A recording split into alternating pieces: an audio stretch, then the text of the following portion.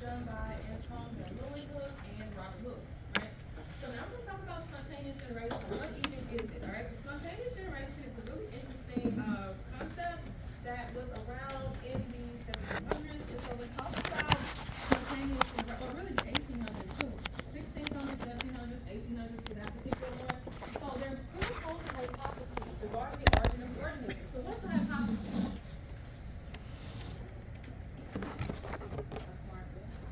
Okay, so in school they would say it's educated guess, right? So, that's one way to frame it.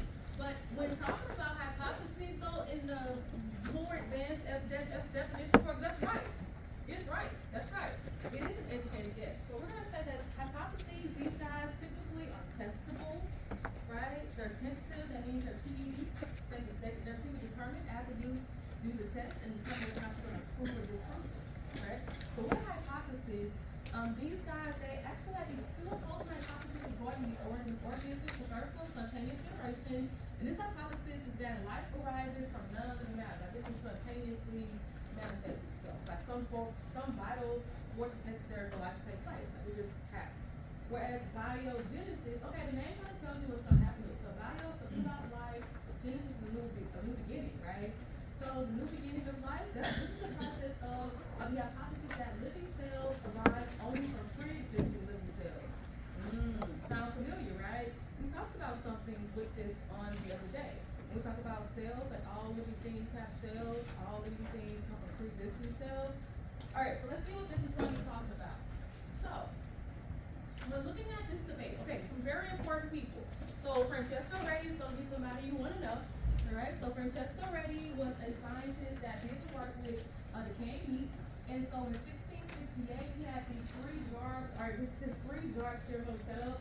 So where the first jar, it had the meat present within it, and the jar was covered with refined net. All right, and then there were no maggots that grew. Do you guys know why they're looking for maggots? Do you know where maggots come from? Some people don't know. That's why I asked. Flies. All right, eggs. Right. So basically, with maggots, they lay. So with like blowflies, butterflies that are going to be doing this, they're going to lay their eggs on decaying meat, decaying matter, whatever it is. Lay their eggs. The eggs hatch. They feed. They develop into maggots. They go through different inside development stages, and then they eventually will pupate into flies. Easy. Right. So when talking about this process, no maggots. He covered with fine net. But then he put the meat in an open jar, and maggots appear. All right. And so then he sealed the jars, and then there's no maggots. So like, oh, okay, all right. So people started to wonder, okay, where did the maggots come from? All right. What's the purpose of the sealed jars? Why did you seal the jars? I'm asking. So they wanted to make sure that nothing could access the meat, right? So there's nothing that could be able to access it to make those maggots move out. All right. And so when talking about this process, they wanted to do additional testing, right? Because people were really big on trying to support spontaneous generation. So John Needham in 1745 did an experiment where he had a flask, right? He had a flask of nutrient broth. And nutrient broth is what you use to grow bacteria. All right, you're going to see that all throughout the semester. As a matter of fact, for those of you that are in lab this morning, that little tube that I told you don't leave it to the side because it's liquid, that's nutrient broth. All right? That little, when you go in lab today, for those of you in the afternoon, you'll see it. That's nutrient broth. So basically what he did was he got the nutrient broth, he heated it, and he placed it in a covered flask, but it's not sealed, right? It's covered, but it's not sealed. That's two different things. I can cover something, but not seal it, right? So what he saw was microbial growth. So it's like, dang, okay, so we still got some growth going on. All right, additional experimentation though, right? So Lazarus Spallanzani, an Italian scientist, decided to put the broth in the flask. He sealed it first, then he heated it. All right, he sealed it first, then he heated it, and he didn't see any growth. All right, he did not see any growth. All right. So when talking about this process of, it's okay. All right, we got all these people, right? So a couple things. When talking about heating up broth, whenever you heat something, you're gonna kill the microbes, and you should kill the microbes in it if these are regular smegular microbes, right? We're gonna talk about those that don't die from heat, but that's down the road. So when doing this work, ideally heating the medium, the broth, kills the microbes or kills whatever it is that's supposed to be that life force, right? So when we're talking about biogenesis, we have heard about in 1858 that said that living cells arise from pre-existing cells. All right, he was able to show this work, that living cells arise from pre-existing cells. Okay, great. Now this is where we have a more of the work that's going to really transform how we think about biogenesis. So Louis Pasteur, I'm pretty sure you've heard that name before, right? Pasteurization, you've heard that before. Yeah, pretty popular guy. Louis Pasteur in 1861, he definitively demonstrated that microorganisms are in fact present in the air. Because people thought that maybe the maggots were the first setup where you had the decaying meat with those 3 jars. So it's like, well, maybe the reason why the maggots, I'll go back to show you what I'm talking about. So when talking about the original setup for Francesco Redi, they were like, okay, well, yeah, you had the jars open, so that's why the maggots grew. But then when you put a fine net on that particular one, well, there wasn't any air, so that's why there's no maggots, right? There's all these different things that they're saying, and Pasteur's like, you know what? Let's finalize this and make this wrong. All right? So with Pasteur, his setup was pretty cool. So he had his setup where he had nutrient raw, he put it in the flask, heated it, but he didn't seal it. So if it's heated, not sealed, that means it still has exposure to the outside air, right? It still has contact with the air. So then he decided to put the broth in the flask and heat it, and he sealed it right away. Then there's no growth. All right? Heated it, sealed it, right away, there's no growth. But then he took it a step further because, you know, critics, right? They're like, still, I don't believe it, right? I don't believe it. So that's when he decided to use an S-shaped flask. So we'll look at that on the next slide. So I know you guys have the PowerPoint. I'm going to change it to this one so that way we can talk about it. The words on the last slide. Does that look good for you guys?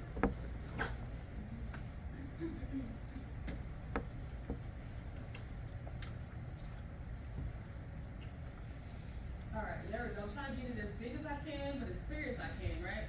Okay, so with Pasteur, he used the S-shaped flask, and the purpose of that was to basically trap the air in the bin, or basically allow it to trap the air in the bin. So, with his setup, he had the glass, and I don't know if you know with certain types of glass, you can bend it. If you heat it enough, you can bend it without breaking it. We've probably done it in chemistry, right? Yeah. So, he basically poured the solution into the flask. He heated that particular the glass portion of that flask to be able to bend it into the shape of the S. And so, once he bent it into the shape of the S, he boiled the broth, right? So he got like this little setup, experimental setup with the flame, boiled the broth, heated it up, right? To kill those microbes if they were in fact in it. And so when that happened, these microorganisms are not present in the broth, right? So he ended up letting the solution cool. And he didn't cover, he didn't seal it, because if you look at this particular example right here, this bin, you're gonna have these the air's gonna be able to flow in there, right? Gravity's gonna do its thing. But the microbes, if they are in fact present in the environment and they're trying to basically get into that particular tubing, it's not gonna make it, because these little cooks, these little bins, that's gonna not be a possibility, right? We talked about gravity's a thing, and it can't really go against the flow of gravity. So that's why he was able to prove once and for all that spontaneous generation, not a thing. The microbes would already have to have been present in the flask for it to be contaminated, right? So things are not spontaneously generated. There has to be some type of cell that gives rise to another cell for it to be considered a living organism, all right? So, that's big. All right. Now we're gonna talk about a brief history. Thank you. Did everybody sign in? All right. Okay. All right. So now we're gonna talk about a brief history of microbiology. Some important people. Okay. Pasteur again is gonna be important. We're gonna talk about Joseph Lister, Robert Koch. We're gonna talk about postulates. All right. So postulates is gonna be really important. We're talking about how we identify diseases. We'll talk about Jenner, Edward Jenner as well. We'll talk about contributions by Paul Ehrlich and Alexander Fleming. Okay, bless you.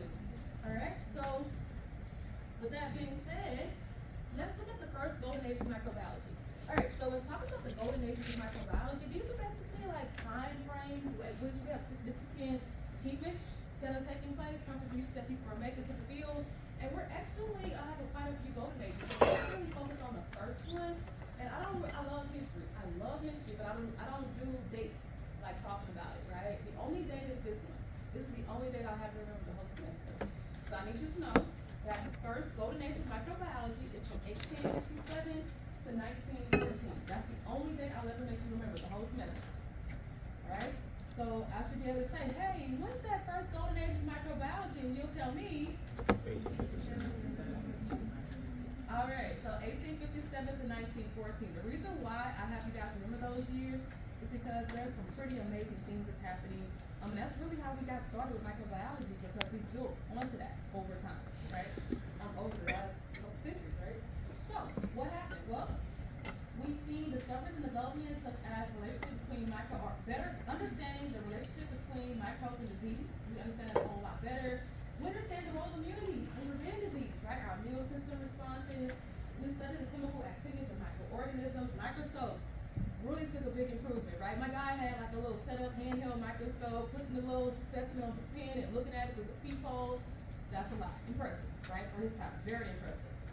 Also talking about how we grow culture microorganisms, the methods to culture microorganisms, that's important as well. Because some microbes don't grow as easy as we think they would.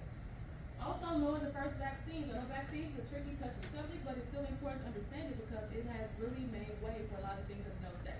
Alright, we'll talk about those contributions as well. Aseptic techniques are important. I'm going to teach you that. That's like one of our very first things we'll be learned. Well, after the hand washing lab, of course, and the waste disposal lab, we're going to learn about aseptic techniques as well to prevent contamination. Right? That's really important.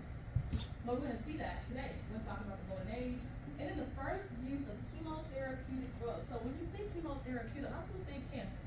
But chemotherapeutic means that we're using chemicals to treat illnesses, right? It's not always cancer treatment. It's basically any type of drug that's used to treat illness, right? It's a chemical. People don't realize this water is a chemical. It is. It's on the periodic table, right? So things to consider. So let's jump it off talking about still what I got Pasteur. Okay, so fermentation is a very important process in science or in general. So Pasteur, Louis Pasteur, he was able to show that microbes are in fact responsible for fermentation. So what is fermentation? I would highlight this. It's basically when you're converting sugar. So sugar is when you convert to alcohol in the absence of air. And so they emphasize microbial conversion, right? So using microorganisms to convert sugar into alcohol in the absence of air. And when we're saying in the absence of air, we're basically saying in the absence of O2, oxygen, right? So in the absence of O2, oxygen. That's what air is representing. Now, when talking about these microbes, they're also responsible for spoiling food and beverages. That's the thing, right? Have you guys ever set some food out too long and it's spoiled? Yeah, the reason for that is because, yeah, you might kill those microbes, but sometimes you can allow those the temperature level of that food to kind of increase, and those microbes like to grow in warm environments, moist environments, and as a result, you'll be able to see those. Well, you won't see the microbes, but you're not trying to eat it, you'll feel it. You'll be sick. Alright? You'll be sick. Now, bacteria that use air spoil wine by turning it to vinegar, and that's going to be acetic acid, right? So vinegar, acetic acid. So, I just want to let you guys about microbiology. Yeah. Microbiology? Good. Alright, so with that, I want to also talk about the process of pasteurization. So when talking about pasteurization, we use it all the time. I think we should. I mean, I drink orange juice at least like once every 2 days. I love orange juice, one of my favorite juices. All right. So I drink orange juice about once every 2 days. I eat bread, right? So when talking about pasteurization, I don't really drink milk. I cook with milk. If that makes sense, right? I'm lactose intolerant. I don't drink it per se, but I cook with it. So, when talking about pasteurization, he demonstrated that these spoilage bacteria can be killed by heat, and that's not hot enough. That was not hot enough to evaporate the alcohol in the wine. All right. So he also delayed this process to milk. That's why I mentioned milk, right? So we know milk can be pasteurized. We don't really go into it in this particular class that much of food microbiology. When we take general microbiology, that class does food microbes. So with food micro, you'll see like ultra high temperature milk, right? And those of us that are lactose intolerant, we drink lactose-free milk. That's ultra high temperature milk. It's going to be flash heated for a very short period of time. Alright? So basically with pasteurization, you're going to be applying a high heat for a short amount of time to kill the bacteria, harmful bacteria. But you're not killing all of it. You're killing the harmful bacteria. You're not killing lactobacillus, which is good bacteria in your milk. Alright? The probiotic bacteria, you're not killing that. You're killing the bad bacteria. Alright? So, when looking at this timeline, we see quite a few important people. We'll talk about some of these guys when looking at the contribution. So we mentioned Pasteur.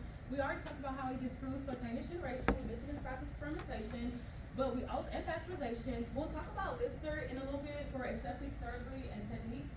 Robert Kaw, we talk about Robert Kaw. We don't really talk about Neisser, who was the Escherichia gonorrhea. We're gonna talk about cod again. We don't really talk about Finlay. He's cold. We don't really care, but he's cold. All right. So a couple people. All right. Now on the exam, why would this come into play? So on the exam, I could ask you about what was the foundations for the germ theory of disease, or who were the important people for the germ theory of disease? Do I need a whole lot of detailed information about these people? No. Only the information that's provided on your slides. All right. I don't need you to go to Google and be like, tell me everything about Agostino Bassi. No, don't do that. All right, don't do that. All right. So when talking about Agostino Bassi in 1835, he was able to show that a silkworm disease is caused by fungus. It's like, okay, that's cool. And then Pasteur came behind and said, okay, well, I know that there's another silkworm disease, but that was caused by protozoa. All right. So cool things, different innovations that we're learning about. Now, this is the person I do want you to know. All right. So Agostino Bassi, he's cool. I don't really care. But Ignace Semmelweis, I do need you to know who that is, because Ignace Semmelweis is the person that advocated for hand washing. And it was a really interesting way as to why this happened, because he was the person that worked with, in a hospital setting, and he was a doctor, he was working with patients, and he saw that people that were working with women that were giving birth, right? So obstetrical patients, people that give birth, they were giving birth to their babies, right? And then the lab techs, or the people handling them, would go to then working with dead specimens. They're working with dead tissues. So these dead tissues, of course, are dead. They have the chemicals that they've been stored in, right? We know that formaldehyde is a really big thing back then. We don't really use formaldehyde now. Not really too good for you. We use formalin, safer things, right? But they noticed that they were just going from the OBGYN patients to the dead tissues. No hand washing, no nothing in between, just moving between spaces. And that's when they started seeing an increase in the number of obstetrical patients that were dying after childbirth. Whereas the midwives were not seeing as many people as they were dying from after childbirth, because they were implementing hand washing protocols. So Ignace Semmelweis advocated for hand washing to prevent transmission of puerperal fever, which is a condition that can potentially happen after childbirth, right? From one obstetrical patient to another. Yeah. So you're like, dang, they weren't washing their hands back then? Not really. Really. So something as simple as that was very significant in how we see microbiology. All right, so in 1860, applying Louis Pasteur's work, showing that microbes are in fact in the air, when we looked at the idea of biogenesis, right? They can spoil food and cause animal diseases. Joseph Lister sounds familiar, right? What does Lister sound like? Listerine, right? Funny thing, he didn't name it after himself. Somebody named it after him because of the amazing work that he did. So Joseph Lister, he used the chemical antiseptic phenol to basically prevent surgical wound infections, which is important, right? If you have surgery, they have to clean that and keep it clean. They're changing the different the dressings and all those things to prevent you from getting sick, right? So phenol is very aromatic. If you ever took a chemistry, you have to go. When you take a chemistry class, you probably smell phenol. It smells really, really good. Just don't inhale it because you're not supposed to. But it does smell very nice. All right, if you use that to basically prevent surgical infections, which was transformative. Because again, people were dying before these practices were put into place. All right. So then we have 1876 with Robert Koch. So Robert Koch coached the name. Koch just depends on where you're from and how it's going to be pronounced. He discovered that a bacterium causes anthrax. So he was able to show that Bacillus anthracis. Can I write that like that? Like, this is a scientific name. Is this acceptable? As a scientific writing? No, what should I do? Underline it. So he was able to show that Bacillus anthracis causes anthrax. Okay, so how was he able to do that? Well, he had these he had these experimental steps called cause postulates.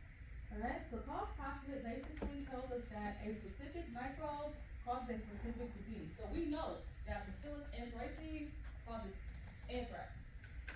Alright, we know that. Alright, we know that Neisseria gonorrhea causes gonorrhea. Alright, so we know these different things, courtesy of the work done by Robert Koch. Okay, so when talking about the cause postulates, we will go into more detail on those guys in a moment, but for right now, we're just overviewing these guys. Okay, so Robert Koch was also able to work with Mycobacterium tuberculosis and show that Mycobacterium tuberculosis causes tuberculosis. That's great to know. Now, Fanny Hesse, people don't really talk about her. Her name is Fanny Angelina Hesse. She was actually the wife of a scientist, and she was able to show, or she was the person that created the agar media that we use. So you know how you have like a plate of media and like a salad? She was able to like create that. She showed how to do it, she created it, and yeah, so that was in the 1800s as well. Robert called Vibrio. Robert was doing a lot of stuff, right? He showed that Vibrio cholera causes cholera. You have Graham saving procedure, Escherichia, Petrie, all these amazing things, right? So it's just showing us historical events, things that we knew took place during the golden age of microbiology. Alright, and then wrapping it up on this particular one, you got Chagas, you have Winogrodsky columns, like all these different things. Okay, cool stuff, cool stuff. Do I want you to know the whole timeline? No. That's too much work. Only the important people that I emphasize. Right, that I tell you, like, oh yeah, what about Robert Koch? What about Pasteur? What about Joseph Lister? What about Ignaz Semmelweis? Right, I tell you what I want you to know. That's too much stuff. You gotta know everybody. You gotta listen. Alright? But I want you to know him, Edward Jenner, no relation to the current Jenners that I know of. I don't know. But Edward Jenner's a really interesting person because in 1796, my God had a milkmaid. You guys know what a milkmaid is? Yeah. So a milkmaid's a person, back then they would come to your house to bring the milk. Right? They'll deliver the milk, they get the milk, they freshly deliver it, all that great stuff, right? So this milkmaid, during this particular time, they had an outbreak of smallpox. This milkmaid was like, hey, so I can't get smallpox because I had cowpox. He was like, huh? And she was like, I cannot get smallpox because I had cowpox. So he decided that he was going to do an experiment himself. So my guy decided to inoculate a person, not only a person, but a 7-year-old person. So that's unethical, right? It's unethical. But here we're in the 1700s, 1800s, a lot of things were unethical back then. Right? We have things in place now for that. We have like the what's the one for them? Not IRBs for humans. You have the other one for IUCUP. Yeah, so you have those different things in place now to prevent stuff like that from happening. Alright, so you're gonna hear a lot of unethical things in the history of microbiology, but it's okay now because we don't do stuff like that anymore. Shouldn't. So, Edward Jenner inoculated this person with cowpox virus. And then he discovered that this child was immune to smallpox because he exposed the child to smallpox too, but they didn't get it. Right? But the child recovered, the child was okay, for the most part. And so when talking about vaccination, the name itself came from the Latin word vacca. So vacca means cow. And it's so funny to me now, because I live in Vacaville, so I'm like, this is the city of cows. So, and it's agricultural, right? So for me, I'm like cracking up. I'm telling people, they're like, people in the science field, they get it. The people outside of science just look at me. So, when talking about this process though, this is called immunity. He basically built up that child's immune system to not have any response to the smallpox, right? Like they're protected because they've been exposed to cowpox. And so immunity is built up in a similar fashion to where you basically expose that person, their immune system responds to that, and then upon re-exposure, their body will be like, hey, I've seen you before, you're not gonna get me, right? And so we'll talk about that. We have a whole chapter, chapter 20. And 20 is on the drugs, and that's not right. It's somewhere though, it's down here. Alright, so we have the first golden age of microbiology, right? So there's a second golden age of microbiology as well. And so we got the foundation in the first one, right? We got the foundation in the first one. We learned all these different historical implications, but we're gonna build on that. We're gonna build on that because we're gonna focus on treating these different diseases caused by microbes. In the first age, we learned what they were. Like, what are they? Now we need to figure out like the how and the why. Alright? So treatment of disease with chemicals is called chemotherapy. Like I mentioned to you guys before, it's not always just cancer. I know that's the first thing we go to, that's not always the case. So chemotherapy, agents used to treat infectious disease can be synthetic drugs, which are lab created, or they can be naturally occurring, such as antibiotics. Alright? So when talking about antibiotics, these are, I have a question. These are chemicals produced by bacteria and fungi that inhibit or kill other microbes. Can I take an antibiotic for a viral infection?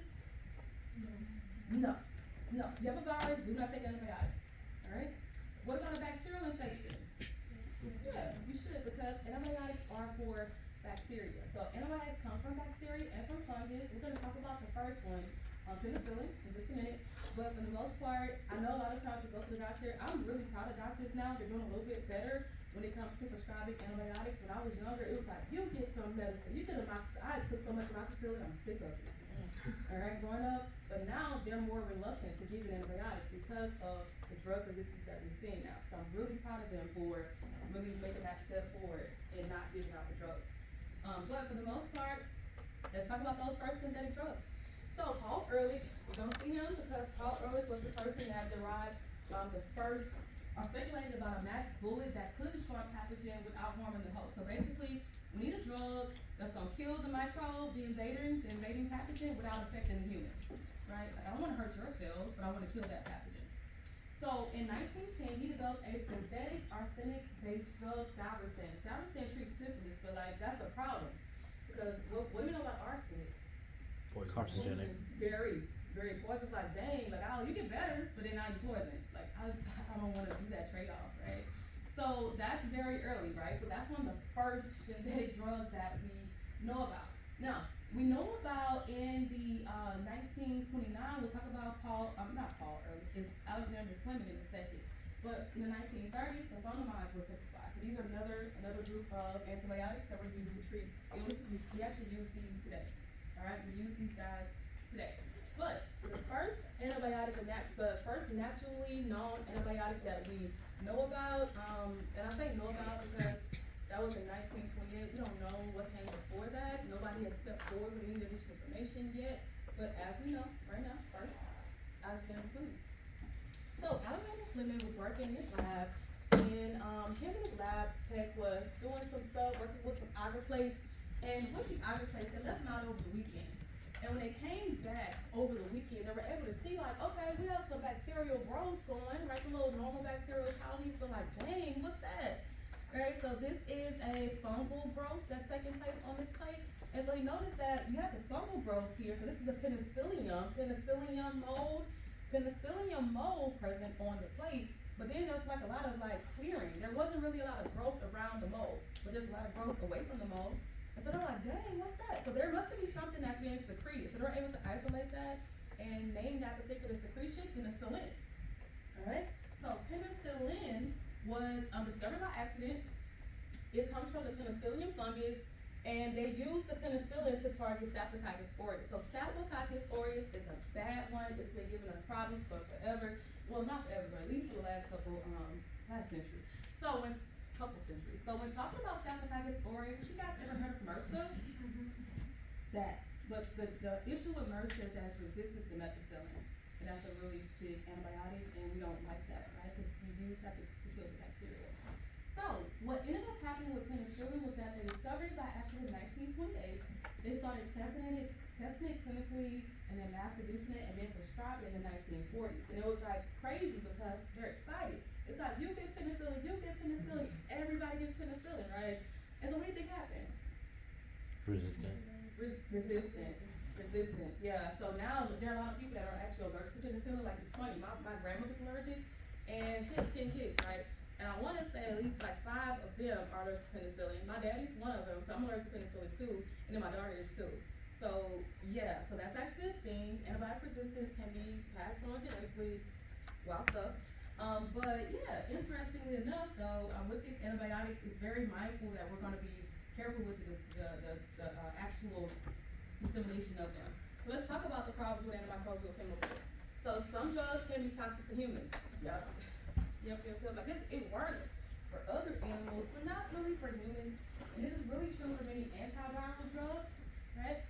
So when talking about the drugs, there's also antibiotic resistance. I kept mentioning that to you guys already. So microbial resistance to antimicrobial drugs. So Versa, I mentioned Versa, but then you have Versa, which is vancomycin resistant Staphylococcus aureus. That sucks. So now you have methicillin, can't use that one. Can't use vancomycin. It's like, suck, alright? So when talking about these issues, research used to overcome these problems has ushered in a third golden age of microbiology from the 1980s, from the late 1980s to the present. So it's really cool though. There's a lot of amazing things going on in microbiology. Like if you're really interested in this type of stuff, I have the organization, the American Society for Microbiology, and the science, they put out like different reports every day about what's going on in microbiology, and you can literally see like all the innovations that's taking place. Somebody got the Nobel Prize this past December for like peripheral immune tolerance, which is like amazing. We'll talk about that later. But yeah, so it's all kinds of amazing things going on now in the third golden age that will be in textbooks in the future. Just not right now, right? Because we're living it. Alright, so when talking about microbiology, we're gonna do some terms, okay? We'll talk about bacteriology, mycology, parasitology, immunology, virology, all subfields, right? All subfields. And then we'll talk about the importance of like using genetics. Alright, so terms. When talking about the terms, the name is gonna tell you what's gonna be going on there. So bacteriology, bacteria, and then the algae part, study of something. We're studying bacteria right there. Whenever you see that mic prefix, most likely that's gonna be something dealing with fungus. Alright, 9 times out of 10 it's gonna be something related with fungus. So, ecology is the study of fungi, and then parasitology is gonna be the study of parasites, like the name kind of told you. And then parasitology with protozoans as well. Alright, the names are really a dead giveaway for these, makes it kind of easy for us. Now, when talking about parasitology, you see this particular sample, it shows someone, they're actually infected with some type of parasitic worm, and they're gonna basically take a stick of some sort to get it out of there, and they'll wrap it around here until they wound it completely out of there, so that way they can ultimately treat that person with some type of anti-helmintic drug. Alright, and so that looks a lot like the symbol for the medical profession, right? The right of Asclepius, courtesy of that type of work. Now, I love immunology. Immunology is so much fun to me because I have asthma, right? I grew up having asthma since I was, my mama said, like 20-something months old, two, right? So, having asthma all my life, it made me really intrigued by immunology, studying how our immune system responds, because mine doesn't really work that well, right? So, when talking about vaccines and interferons, these are basically used to treat viral diseases, right? We talked about what we treat bacterial diseases with, right? But our body has like a real cool setup to help us like, whenever we're exposed to something, target it right away, right? So some of this work, the major advance in immunology occurred in 1933. You don't really talk about her a lot. Well, I do. People don't. But Rebecca Lansfield, she worked with streptococcus. What does that sound like? Strep throat, right? Streptococcal bacteria. So streptococcus, she was able to classify the different types of strep based upon their cell wall composition. And we'll talk about cell walls later. But with her work, she was able to basically show that when talking about our bacterial cell walls, they have different chemical compositions of the polysaccharides, the sugars that's going to be present, right?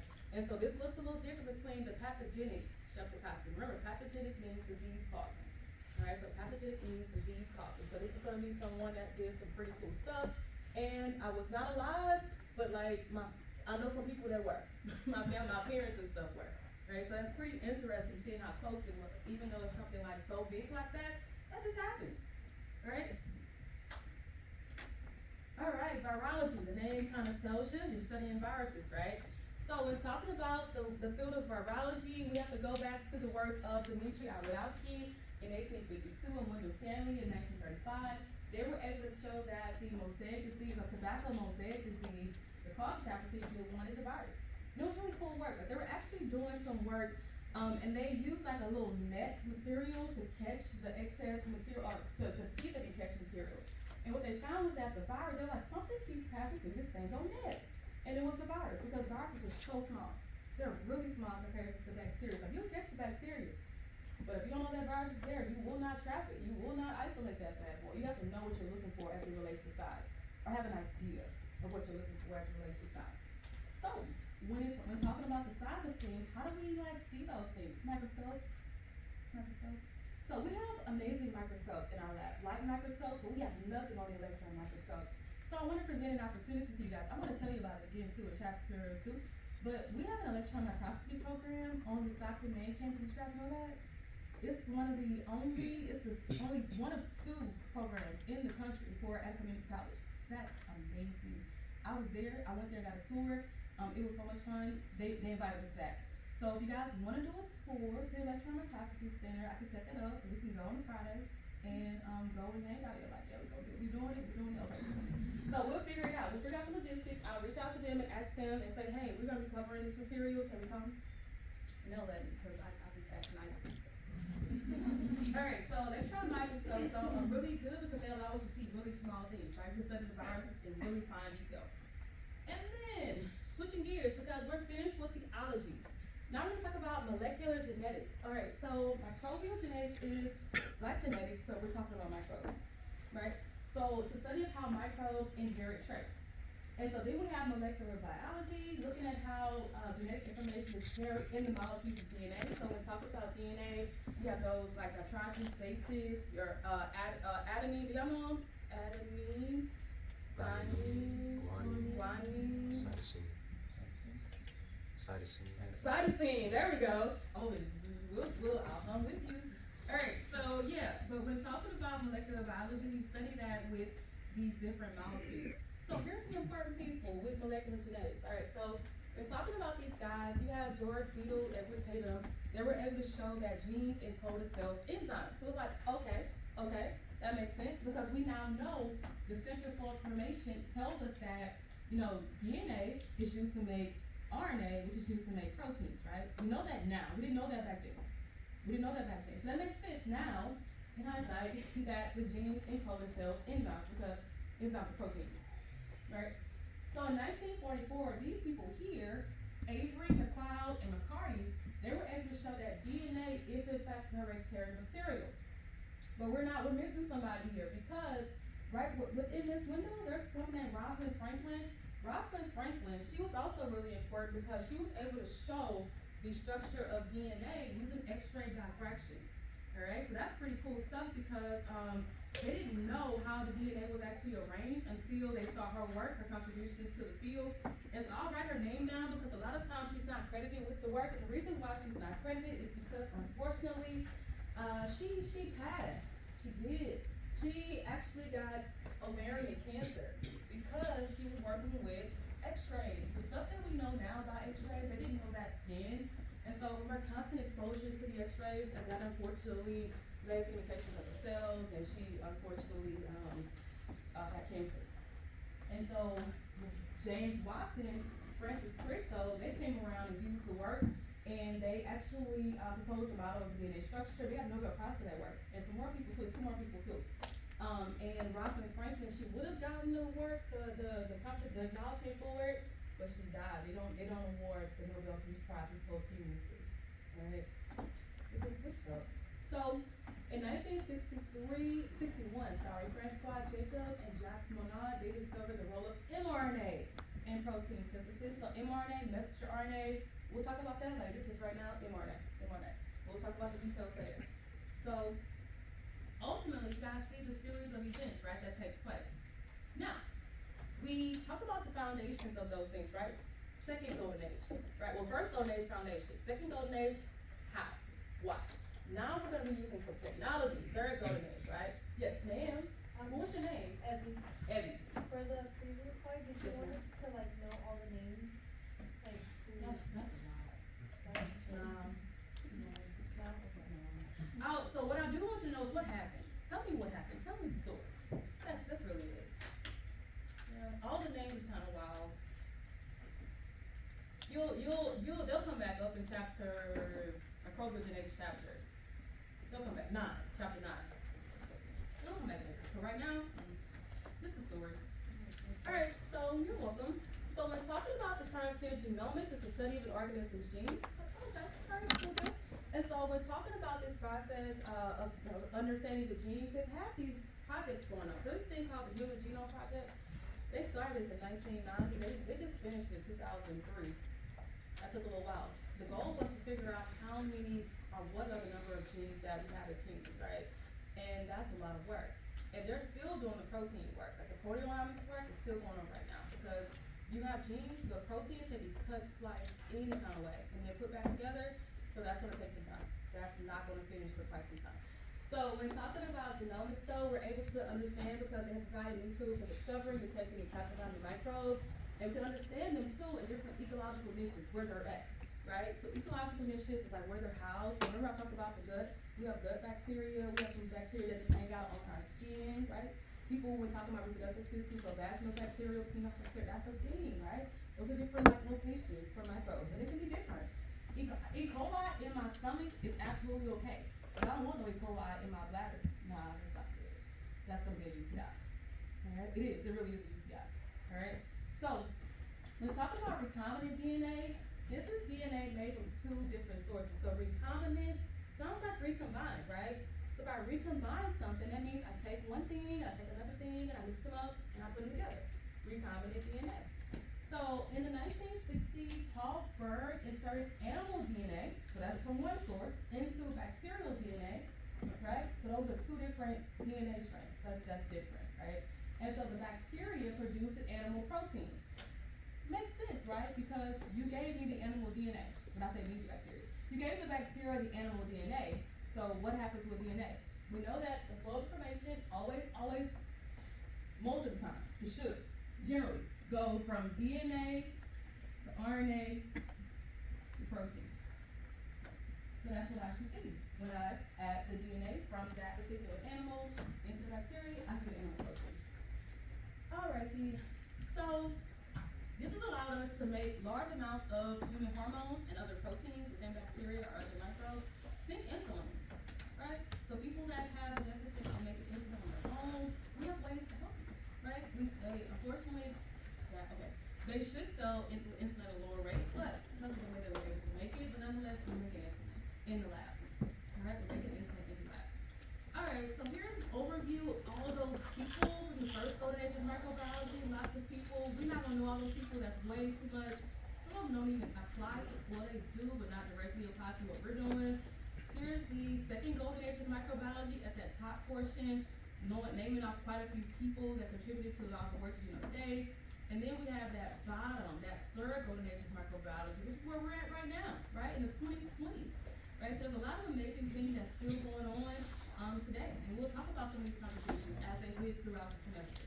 Alright, but if anything, if you ever have questions, let me know though. Alright, so we're almost on the end of this one. So we're talking about the last few slides of this one, microbes and human welfare.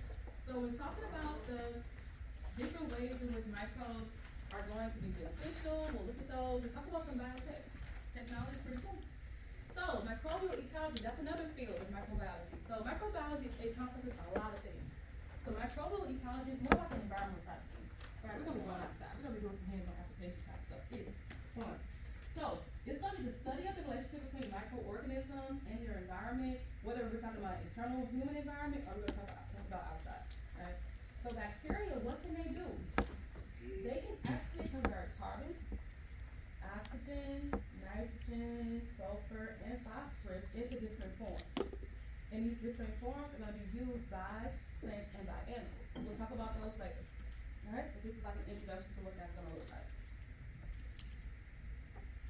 Now, what about sewage? With sewage, we have sewage treatment facilities, right? We have wastewater treatment facilities, so we really shouldn't be sewage. We shouldn't be seeing sewage like talking about it today. We shouldn't. But you know, I don't know what people's lives are like, right? But for the most part, we're talking about sewage is 99.9% of water with a very small amount of suspended solids, right? And so when talking about the treatment of sewage, we need to take off the undesirable components so that we can reuse the water. That's the whole point. You have those facilities to clean the water, sanitize the water, put it back into play, right? Reuse the water. And so large solids, those are easy to remove, right? You can see that. You can physically remove, just take it on out of there.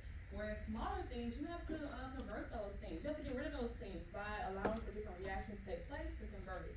So, microbes will do that. They're going to convert leftover liquid and organic materials into byproducts.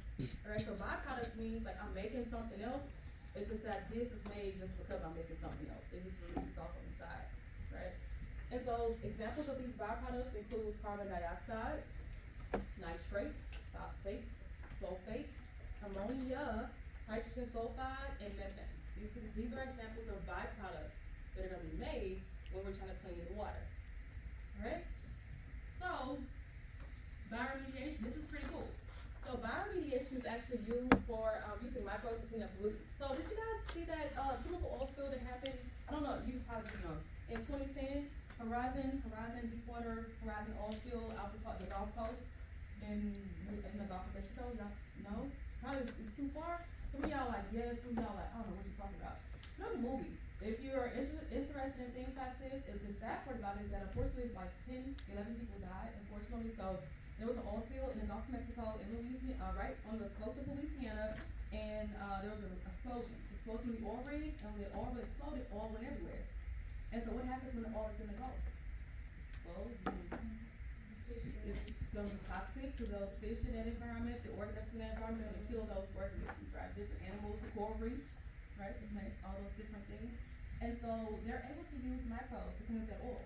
Microbes, there are some microbes that can break down oil. So that was one thing that they did to help clean up that oil slick layer off the Gulf Coast. Alright? And so when talking about bioremediation, it degrades organic matter and sewage.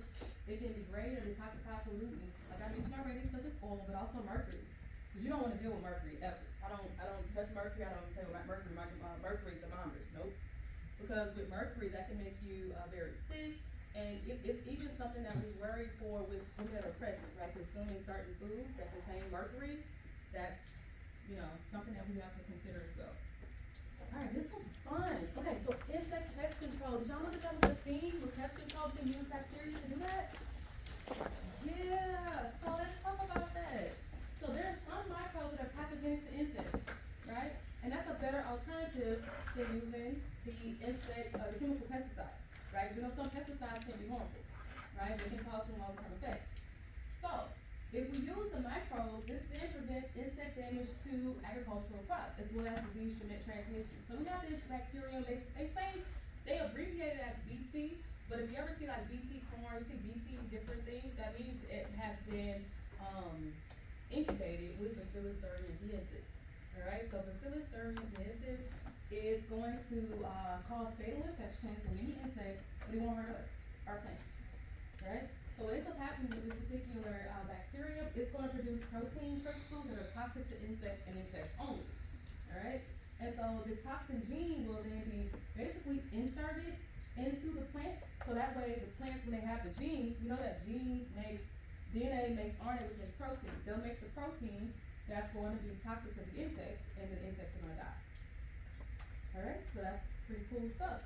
And so this right here just shows an example of Bacillus thuringiensis. So we're gonna learn a lot about Bacillus. Bacillus, the reason why they're using that one is because it's really hard to kill Bacillus, right? Do you guys know about anthrax? What do you know about anthrax?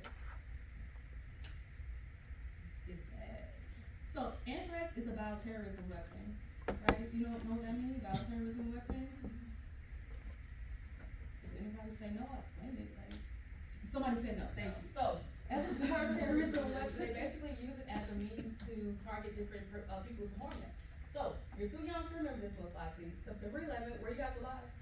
Yeah. September 11th, you were alive, you just don't remember. You remember. But anybody else y'all remember? No. Y'all don't remember? Y'all don't remember? Two people, just 3 of us remember. 4 of us remember. 5 of us remember. 6 of us remember. Okay, cool. So, with the September 11th, what ended up happening, what people don't talk about is that September 11th happened, but within those 2 weeks afterwards, somebody was sending out envelopes of anthrax, right? And so they sent those envelopes of anthrax out through the mail, and postal workers unfortunately were getting sick, people actually died, because anthrax, if you inhale it as a powder solution, it can kill you, alright? Because Bacillus anthracis, if you gain access to it and you can't, you shouldn't, because it's actually behind these lab 4. It's in the BSL-4 labs, right? So we have a BSL-1, BSL-2 lab. BSL-4, you can't just go up in that one. Nah, they'll shoot you probably. You can't go there. So the seriously, it's very well protected. So the BSL-4 lab, they hold Bacillus anthracis because it is a bioterrorism weapon. You can modify it, you can use it to actually kill people. Alright? And so, what makes it so deadly? What's the thing that makes it kill people? Because you can't kill it. It has a thing called endospore. We're going to talk about endospores in chapter 3. And endospores make it really, really, really hard to kill Bacillus. You have to autoclave it to kill it, right? So with the envelopes, right, do you guys know what an autoclave is? Mm-hmm. It's a machine, right? So it's a machine. Can I put a building in the machine? No. So you can't kill it that way. They have to actually fumigate the buildings with some really strong chlorine, oxygen type chemicals because of the exposure to the anthrax, right? So that's why this works so well, because the insects, they can't really do anything about this exposure.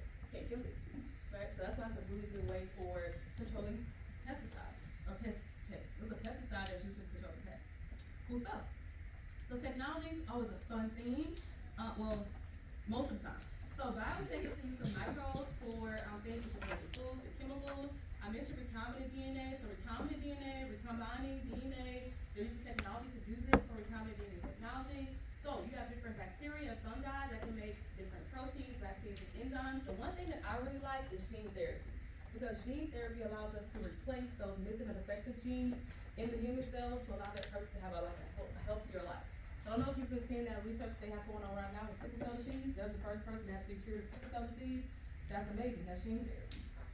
Alright? There's another one, if you guys wanna look it up, it's called BMF, it's the one that causes the spinal, I forgot, just like that. But nonetheless, these different types of diseases that can be fatal in some conditions, and some they can cause lifelong, problems. So we can replace those chemical genes, and that's amazing how it works, amazing work. Now agriculturally, they can have genetically modified bacteria that are used to protect crops from insects and from freezing, alright? So what about some normal microbiomes? So we're gonna talk about resistance, biofilms, and then wrap it up with emergent infectious diseases. So, normal microbiota, that's what I normally have on me, right? That's what you normally have on you. So microbes normally present in and on the human body are called the normal microbiota. So, that's a good thing. We wanna make sure that we take care of ourselves in a way that it prevents the growth of pathogens, right? Our good bacteria protects us. Staphylococcus epidermidis on my hands is amazing, right? Because it's gonna protect me from the bad bacteria. That's why I tell people, don't overwash your hands. Just wash your hands, put some lotion on, and sit down somewhere. Alright, don't overwash your hands. And so normal microbiota produce growth factors such as vitamins B and K. Now, the issue though is that sometimes there can be a resistance or the ability of the body to ward off diseases can be impacted. So resistance factors include our skin, right? So with our skin, like I mentioned, staph epi, that's a good thing. Our skin is our largest organ, so it covers our whole body, right? And it acts as the first line of defense too, because like you have to be able to penetrate the skin to cause the infection. Anyways, right? What about stomach acid? Stomach acid, what's that pH like? You guys know? Acidic.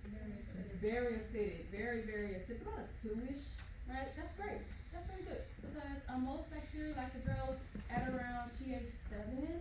Our bacteria like E. coli will grow at pH 2 because it's an enteric, it's a gastrointestinal microbe, but that's good though. We want regular E. coli in our gut. That's great.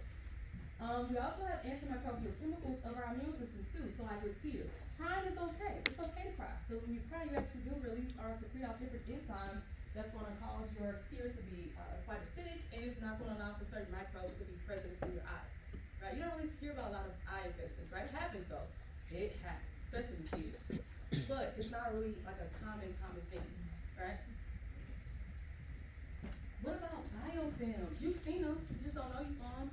So biofilms actually are microbes that attach to solid surfaces, and so they're gonna also be able to grow into complex masses as a result. Have you guys ever like looked down your sink and look at the pipes, like just look down up in there? Do you do that? I'd like to look stuff like that. I clean them too. I'll get like a long extended cotton swab and throw some bleach down up in there. Absolutely. So when talking about the pipes, those little slimy layers that I mentioned, that's the biofilm. What about the dentist? When you guys go to the dentist, like remember when they used to, when you were little, they would give you like a little tablet, you would chew that little tablet, it was like blue, red, or purple, and y'all didn't do that at the dentist? Okay. Not in California? Okay, so I'll just tell you my experience then. So when I was younger, we'd go to the dentist and we would get our teeth cleaned, and so the doctor would, like, before you get your cleaning, they would give you a little tablet, and you would chew the tablet, and it would show all the plaque buildup on your teeth. That was fun to me as a kid, you know, I'm like, I have blue teeth. But yeah, so that's actually a biofilm layer, right? So when talking about that, biofilms can grow on rocks, pipes, teeth, and medical implants. What about catheters? I hate catheters with a passion. Like, if you tell me I have to use a catheter, I'll do whatever. Like, I'll hike a mountain. Like, please, no. So with catheters though, that actually is a key. Those slime layers, that's why it's so important when you work in hospital settings to make sure you clean those catheters, because if not, it can have that little slime layer, and that slime layer can allow for bacteria to grow underneath there, and your patient is coming in contact with that catheter, and it's not cleaning, and your patient's not sick. Okay? So some biofilms though can be beneficial for ones that protect the mucus. I think that's open, huh? Yeah, it wasn't on lock? You didn't try? So, yes, I keep it unlocked while we're in here for the most part. If I gotta lock it, you know, I'll tell you if I lock it. So, when talking about the beneficial parts, they protect the mucous membranes from harmful organs, so that's a good thing, right? So, like our eyes is the mucous membrane, right? When we talk about like the different reproductive lines, those are mucous membranes, right? Our esophagus, we have a mucous membrane down here. And so they also provide food in aquatic ecosystems, and then the bad stuff. So I mentioned the clogged water pipes. I mentioned the medical implants like the catheters having a biofilm layer. there can also be bacteria and biofilms that are resistant to antibiotics. That's a problem. Right, that's a big problem because we can't treat it with anything, right? Well, we can with something, but just not most antibiotics. Alright? So this shows us a nice little picture, a micrograph. The reason why I call it a micrograph is because it was taken with a microscope, right? So this particular one shows this little plastic down here and these little capsular material, the dark background of the plastic, those little lines, those little highlighted fluorescent lines is the capsular material that's a part of the biofilm.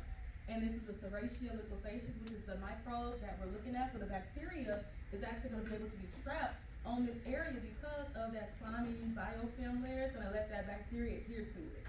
Alright, so you're gonna work a little bit harder to get that bacteria off of there because it's stuck to that slimy layer. Alright, that's fun. Alright, so emergent infectious diseases or EIDs. Okay, so when talking about infectious diseases, period, these are diseases that result from a pathogen invades a host, and it basically beats that host resistance. Like it overcomes the host resistance, right? You get sick, right? That person gets sick.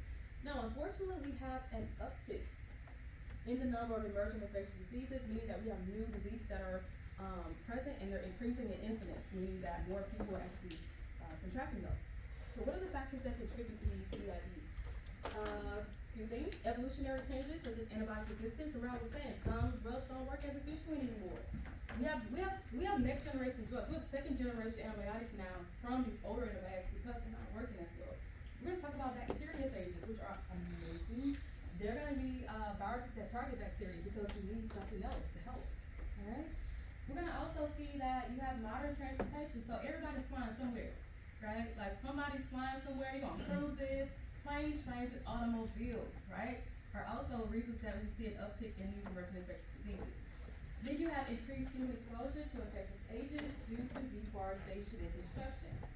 Think about it, when we deforest areas, you're gonna be taking away environmental spaces for these animals. The animals can live a little bit more, you're gonna see those different exposures if they come in contact with the animals. All different things, right? All different things. So let's look at a couple of these. So, coronavirus. So this is what I will tell you guys, okay? So with coronavirus was a thing before 2019, 2020, it was. Because I remember when I was, and if you don't believe me, it actually is in older textbooks. You can actually see it on different bottles that you had that are older, like disinfectant type bottles. I remember when I was a little girl, I actually had coronavirus. Like I actually had it when I told you I got everything when I was a kid. So, and it's only the human coronavirus, only an upper respiratory infection. Nothing too crazy. It's not too crazy with the human coronavirus strain. The issue with coronavirus disease that we know, COVID, which is the SARS-CoV-2, severe acute respiratory coronavirus 2, that particular one is much more different, right? It comes from a different branch within that family of coronaviruses. And what's crazy is that I remember this one first, they had conversations about it back in 2019. One of my friends is a lab tech at the hospital. They were talking about it. We were at our daughter's basketball game. We were like, girl, have you been seeing the stuff that's going on in China? And I'm like, yeah, I have. And we're like, I hope it doesn't come over here. Which is like, talking all that good stuff. And so we're talking about this particular illness. We start seeing people getting sick, coming down with the different infections, spreading really quickly. And in March 2020, as we all know, it was like March 13th, 2020, it's a Friday, I'll never forget it. I was at this Mexican restaurant having a good old time. And I see on the news, they're like, starting on Monday, all these places in the coast, I'm like, whoa. I'm over here just eating my little, like, fajitas, having a blast. And I'm like, wow. And so with the coronavirus disease, so unfortunately it has killed a lot of people. There's been a lot of headway to understand a lot more, to understand its true origins, all these different things, right? Now, when talking about zoonotic coronaviruses, so zoonotic, what do you think that means? Zoonotic, what's in there? Zoonotic? No animals. Something about animals. Yep, who said that? Yep, something about animals. So zoonotic illnesses are those that are transmitted from an animal to a human host. Right? So whenever you see zoonotic, that means it started in an animal and then it transferred into a human. And so two prior emergencies of zoonotic coronaviruses that caused severe respiratory diseases was SARS coronavirus in 2002 and then MERS, that was in 2012. Alright, so coronavirus has been around, unfortunately. It's just that it has become a much of a problem as we've seen in the last, 6 years? That's a long time. So monkeypox, we've been seeing that, right? Monkeypox. So monkeypox is a type of arthropox virus. It's in the pox virus family. and it causes disease in humans, such as like flu-like illnesses, and it can be found normally in rodents. And it's endemic in humans. So endemic means that it's gonna be, naturally found in those individuals in a given space. And so here it's gonna be in West and Central Africa. So endemic would be like it's in that given population, alright? And unfortunately, there was an outbreak in 2022 in the US and other non-endemic countries, right? So we don't actually have monkeypox, right? We don't actually have monkeypox, and it was spread by human contact. Also, there's vaccines and chemotherapy now available for that too. And the crazy thing about it was I was reading things about how people that were vaccinated against smallpox had some level of protection. Wasn't solid. It was some level of protection. So if you're in the military, you probably had the smallpox vaccine. My dad did. They had a smallpox vaccine when he was in the Marines because he had to leave the country back then. Don't know what it looks like now. I know it's in there. So Zika, you guys have Zika? That was a really big thing, right? They were like pregnant people cannot be on cruises or in tropical climates because they don't want to expose the virus, right? That was a really, really big thing. So Zika virus was discovered in 1947 in Uganda, and we saw that most recent outbreak of it, the human epidemic in 1907. First population was Brazil in 2013 and 2015. It's all because of the called mosquito, alright? Mosquitoes. So this particular issue, mosquito, the Aedes mosquito, is one way which you transmit, and unfortunately, sexual contact as well. It can cause some mild symptoms if mother not pregnant. If you're pregnant, it can cause severe complications. Severe birth defects as well. Don't want that. Do not want that. So what about the different types of influenza? The flu is common, it's gonna be around, it's been around, that's just what it is, right? So H1N1 influenza, I remember that one, that was 2009. Y'all remember that one? 2009, that was big, right? Yep, so H1N1 was really, really big, swine flu, back in 2009, through the whole pandemic, right, worldwide, really affecting a lot of people across the world. Asian influenza, so influenza, bird flu, this particular one was primarily seen in poultry, chicken, waterfowl, and then basically we haven't seen sustained human transmission. Hopefully it just has not yet occurred. No, you don't want it to occur, right? But we're talking about the different influenzas. Notice we're gonna learn H1N1, H5N1, those are just proteins. And I'll teach you guys about that. Alright, what makes those different influenza strains so different? Alright, I'll teach you guys about that. This is what it looks like. The virus has an envelope. It's beautiful shape in nature. It's gonna hold nucleic acid on the inside. But we're not gonna stress about that right now. And then let's talk about some antibiotic resistant infections. So we mentioned MRSA. MRSA is the one you can't give somebody methicillin for that particular bacterial infection. But first, penicillin resistance came about first, which makes sense. Because penicillin was the first antibiotic, so like everybody got it. So of course you're looking for resistance to it. Open prescription. And then methicillin came about 30 years later, and then 10 years later, we had vancomycin resistance. And then we have different ways in which vancomycin reacts. So vancomycin immediate means that the drug has some type of effect on it, but not a whole lot, but an immediate effect. Whereas resistance means it's not working at all. What about C. diff? Horrible. How does it smell? Terrible. Terrible. She's like, don't even talk about it. No, so C. diff is a very bad one. We'll talk about C. diff. Clostridium difficile. We'll learn about that one in chapter 11. But unfortunately, that particular one has a lot of antibiotic resistance to it as well. And then we have tuberculosis. We know that one. Mycobacterial tuberculosis. That one has a multi-drug resistance. That's the problem. When a lot of drugs don't work, that's the problem. Alright? Because you have to find different ways to kill that particular pathogen. Ebola. You guys remember that was 2015. Yeah, that was 2015. I know you know that one. I was in Houston for that one, and I'll never forget it because I'm on the bus like 2014, 2015. I'm on the bus and people coughing. I'm like, let me get off this bus because no way. I'll walk. So when talking about Ebola, first identified in 1976 in Sudan in the Democratic Republic of the Congo. And it is a virus, right? Ebola virus. It's big too. It's like size-wise. It's really big in comparison to bacteria. I'll show it to you guys later. The problem though is that bad boy causes hemorrhaging, right? And hemorrhaging is the issue. Hemorrhaging, bleeding, excessive bleeding, also intravascular blood clotting. We don't want blood clots, right? We really don't want blood clots ever. So this is not a really good combination at all. Unfortunately, it's transmitted via contact with infected blood or body fluids. And we saw that it killed a lot of people, unfortunately, in West Africa over 2 years, right? 28,000 infected people and killed a lot of people within that number. And so we now have vaccines. now that's why we don't really see as much, with that number of infections now, thankfully. But yeah. So here's a picture of that particular virus. It's gonna be that long life structure. We'll look at that a little bit later. And then Marburg. So Marburg is also hemorrhagic fever, that's similar to Ebola. This was also gonna be found in Europe. And these are people who handled African green monkeys from Uganda. So this outbreak took place between 1975 and 2016, about 13 outbreaks in Africa. Alright, and the mortality rate for that was 57%. Any mortality rate is too high. 57%? Yeah, too high. Too high. Alright, so normally I ask questions. We could do, let's do one question. Alright, so I have a question for you guys. I'm gonna read it. I'm gonna read the answer choices. I'm gonna give you a couple seconds and then we'll do the answers together. Alright? So, which of the following is not a characteristic of bacteria? Is it A, they are prokaryotic? Is it B, they have peptidoglycan cell walls? Is it C, they have the same shape? Is it D, they go by binary vision? Or is it E, they have the ability to move? So think about it, don't tell me right now. Hang tight, think, and then we'll come back.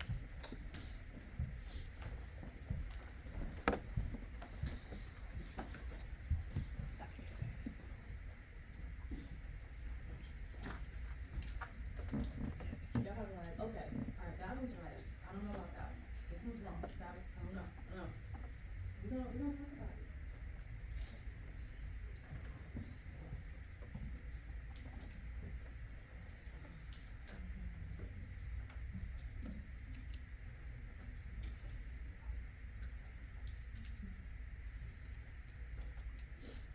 Are we ready? We'll talk about it? Alright, on three. 1, 2, 3. What do we got? C. Collectively, you guys have C? You're learning something already. Oh, okay. Good job. God, I feel so good now. Like, the expectation I kinda had to set up there, I'm gonna leave it up there. Alright. Okay, so, we're gonna stop right there, and we're not leaving though. We're about to stop right there to talk about chapter 2. Just turn the page. Alright, so with chapter 2, let me pull this bad boy up.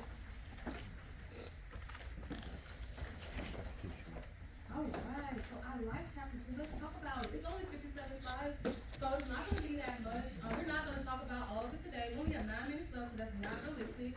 But we're gonna just get into it a little bit. Hit the major concepts, and of course, like I told you guys, there's a video for chapter 1. I'll also make a video for chapter 2. I'll post it for you guys. Alright? So let's pick chapter 2, chemical principles. Do you guys have chemistry?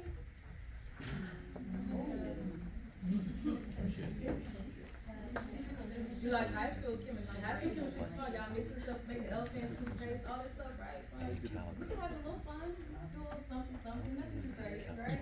So we're talking about chemistry. Chemistry is cool. We need chemistry to talk about biology. There's no way around it. But I have a question for you guys. Okay. So Bacillus anthracis, bacteria that have endospores. What do you think about when you hear anthrax? Before the story. Before that story. Something deadly. Something deadly. Yeah, something deadly. Yeah. Paris, bless you. Like anthrax. It's in the air. Caution. Powder, definitely powder, right? Powder, yeah, I think about that too, powder. For me, I don't really, it's crazy because my first thing I think about is NCIS. There was this one episode, season 1, episode like 22 or something, where Tony, you know what I'm talking about, where Tony opened his powder solution and it went poof in the air and it was anthrax. Yeah, I love NCIS too. But nonetheless though, I think about anthrax though because it's really difficult to kill this one. This is a bacterium. So I'm glad you guys said that the bacteria do not have the same shape. That's great. I'm so proud of you all. So this is a rod-shaped bacterium. And this particular bacterium has these little circles on the inside called endospores. I can stain the bacterial cell, but this right here is hard. We can do it, but it's hard. Alright? So that's one of the things that makes it difficult as well. You can't really penetrate that spore coat. I can penetrate the membrane. That's easy. The spore coat, a little tricky. Alright? So let's talk about the chemistry behind some of these things. Alright. First, little review. So here we have our important biological molecules. We have organic compounds and we have inorganic compounds. So organic compounds, these always contain carbon. Right? They always contain carbon and hydrogen. And they typically are structurally complex. What does that mean? That means that like it could be a really big molecule. It can have like 10 carbons and about, because if you have 10 carbons, you need at least like 22 hydrogens, alright? So it's gonna have a lot of carbons and hydrogens in that particular structure, right? Whereas for inorganic compounds, these guys don't always have carbon present. They're usually really simple and small in their structure. Right, just depends on what we're talking about, alright? So, I have a question. Which of the following is an organic molecule? Alright, so don't tell me the answer, right? We're gonna talk about it in a minute. So is it A, water, H2O? Is it B, O2, oxygen? Is it C, C18, H29, O3, styrofoam? Is it D, wait, don't tell me. Is it D, FeO, iron oxide? Is it E, F2C, which is fluorine, carbon, and which is CF2, ultimately Teflon? So hang tight, don't tell me, let's everybody process. Let's process. I feel like y'all ready. You had the answer when I was reading, didn't you? Yep. Did you? Did you not? Try to give everybody some processing time. So I know I process fast, right? Some of you guys might process a little bit slower, and that is fine. We're gonna wait for everybody. Alright? As long as I think you're still reading and looking, I'm not gonna go on. Okay, you're looking at me, what was your rate? Son, 3, what do you guys have? 1, 2, and 3. C. So proud of you guys. Alright, great job. Great So job. we- Great job. You just said it. No, I just really wanna ask because I can say a lot of things, but did you hear me? Alright, that happens a lot. Okay, so when talking about chemistry, another thing, the pH scale. Alright, let's review, because maybe people don't remember. I have a whole video though on chapter 2 review stuff. I put a little bit in here because I don't have the time to do all of it, but I have a video that you can watch if you need like a little bit more review. You also have the handout in the module underneath it's like chapter 2 chemical principles and study prep for Pearson. You have that as well, alright, for more extensive review. So, when talking about the acid-base balance, it's referring to the concept of pH. Okay, so when we talk about the pH of something, we're talking about the concentration of hydrogen ions, H+. So H by itself, like H, regular old H on the periodic table, number 1, it has no pluses or minuses, right? It's regular old H, hydrogen, by itself. But once it has a plus on there, that means that hydrogen has only 1 proton, no electron. So it's positively charged, right? It's plus 1. Alright, plus 1. So, when talking about this particular example, when we talk about pH, we want to know what is the concentration of these hydrogen ions. Or you may hear sometimes said as protons, because 1 proton is 1 proton. Okay? So, pH is equal to the negative log base 10 of the hydrogen ion concentration. Will I make it calculate like that? No. I don't have time for that. We just want to know what the pH 1 through 14 stands for. What does that mean? Alright? So, whenever the pH increases, it's going to tell us that the acidity is going to be increasing, and the number is going to be smaller. So, pH scale goes from 1 all the way down through 14, right? So 2, 3, 4, 5, 6, 8, 9, 10, 11, 12, 13. Alright, this is neutral, right? So this is neutral, so pH of 7 is going to be neutral, and so pH below 7 is going to be acidic. All this acidic, and then all of this is going to be basic or alkaline. Which is what we see right there on the board. So when talking about increasing hydrogen ion concentration, that means the acidity is going to be increasing, the number is going to be smaller. If you're decreasing the hydrogen ion concentration, it's going to increase the alkalinity, and the number is going to get bigger. Does that make sense? Alright. I don't want to review that because everybody doesn't remember, and it's okay. We can review, we can talk about it. Alright? Sounds good? Alright.